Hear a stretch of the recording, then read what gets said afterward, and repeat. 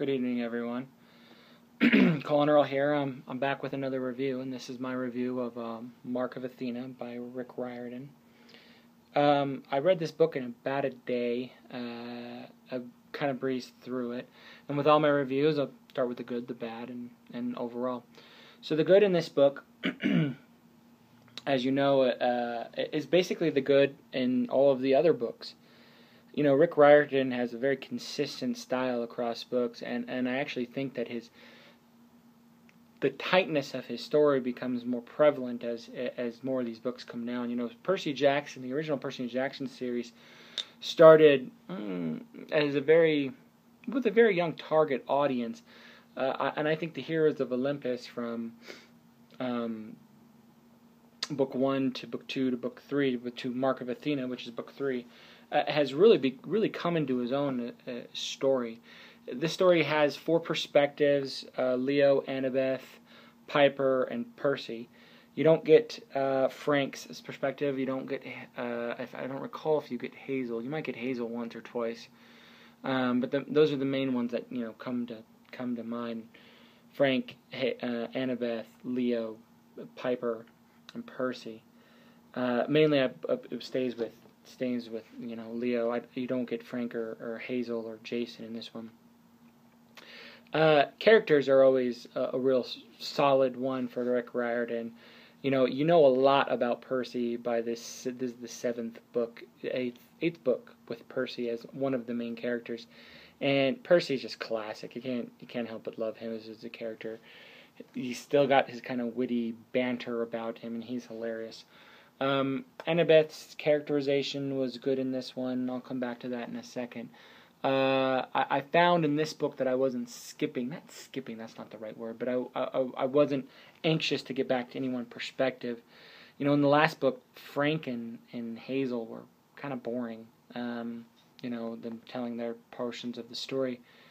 Their portions of the story were kind of boring, but not so much in this one. I didn't mind any of the peripheral characters. Were the first book in this series, I don't remember what it's called now, The Lost Gods, or the Heroes of, I don't remember, The Lost Hero maybe, where you introduce Jason, Piper, and Leo. I thought was kind of boring.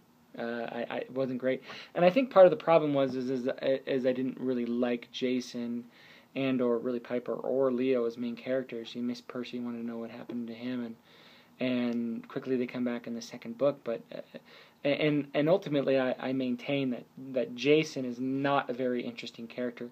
I don't think he has any really defining qualities that make him a leader. He's a Camp Jupiter equivalent of Percy, and not a particularly interesting one. He doesn't capture the imagination. He doesn't have any really defining qualities. I thought his interactions with Percy in this book were actually interesting because they're both leaders, and I thought they were going to butt heads more, but they didn't really.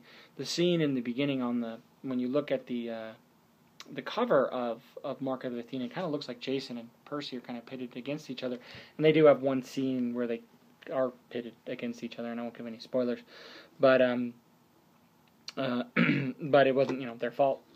Their subsequent relationship, the development in their relationship, and and their development as friends, both leaders of their camps coming together to work for a common goal, was very interesting. I enjoyed that aspect of it, even though I find Jason, like I said, boring. I think all the classic things are in this book. The flow is good. The story moves quickly. It's a fast read, even though it's a fairly big book. I think over 400 pages.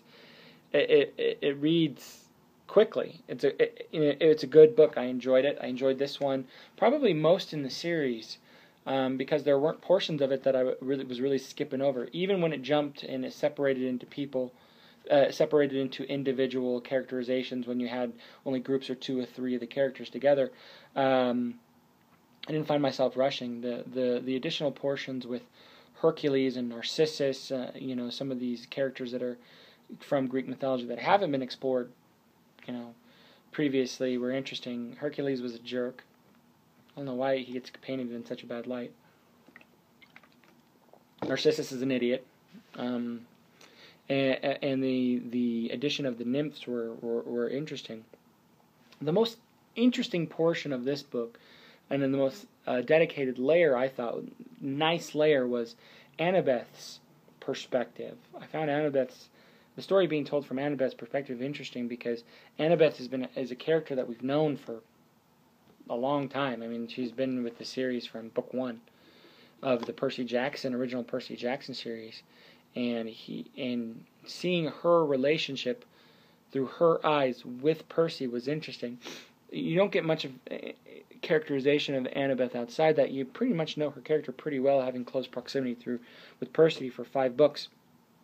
But seeing their relationship develop through Annabeth's eyes, I thought was fascinating. Especially the history that she prescribes in the story leading up of her crush on Percy, going through book from when she was 12 all the way up to currently.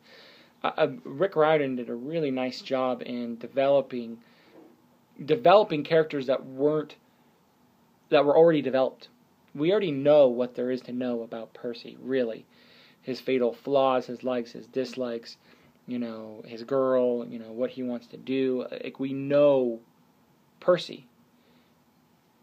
But with the addition of Jason and a Percy counterpart, and the view of Percy through Annabeth's eyes, it made for a very good storytelling. Like I said, I buzzed through it and I enjoyed it. I think it's probably my favorite book out of the second series so far. Let's go with the bad. The bad, the same within the other books, but not as bad, I guess, is the way I say it. There were large parts of the other books that I just found boring.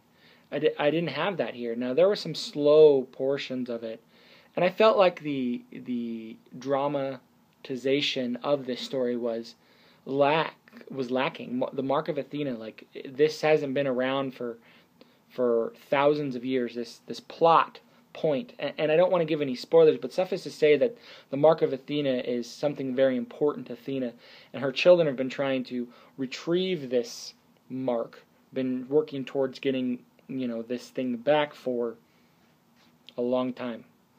And Annabeth is called to do it, and I felt like it was kind of easy.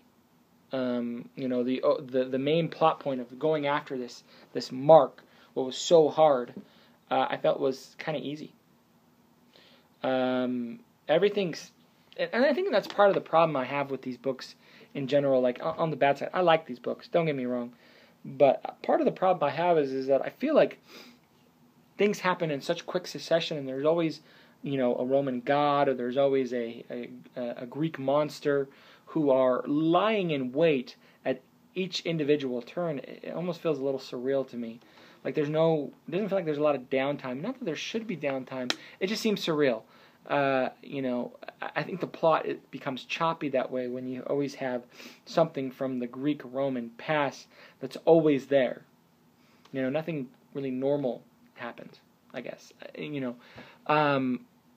But that's my biggest complaint. The complaints that I had from the first 2 books aren't here because, and maybe it's because we didn't spend long segments of, recounting history with Hazel and Frank, or Piper and Leo. And there's another thing, Piper bugs the crap out of me. I just don't think she's very interesting. As a daughter of Aphrodite, you think she would be better. Because I think Aphrodite's character is kind of funny, but that's just me. Overall, I liked this book. If you like this series, you're going to like this one. There's no doubt about it. I think it's one of the stronger ones that's in the series, and the cliffhanger at the end was awesome. I thought it was well done, and it felt like a cliffhanger. There's definitely a cliffhanger at the end, but it didn't feel like I was left hanging. Like, it's clearly set up for the next book. We've probably got another 2 or 3 books. I think 3 books out of this, maybe 2. The next one's set up perfectly. What you need to know about this one is it's a very short time frame. A couple of weeks, maybe, at the most. Days. 6 days, if I remember correctly. And there's a very prescribed timeline. What's great about Riordan's writing is that he's always very tight when it comes to those timelines and prophecies, and everything gets touched on uniformly, just almost a little bit too clean sometimes. Anyways, for the most part, if you liked any of these other previous Percy Jackson books, if you like even any of Riordan's other book, you're going to like this one. It's the same style, it's the same writing, it's the same clean execution, almost too perfectly. Get it, enjoy it, comment, let me know how you feel. This is Collin Earl, reviews by Collin. I am an attorney and a YA, young adult author, writing in the science fiction and fantasy world. There's links to the bottom. Go check it out. And go buy this book and tell me what you thought about it. See you later.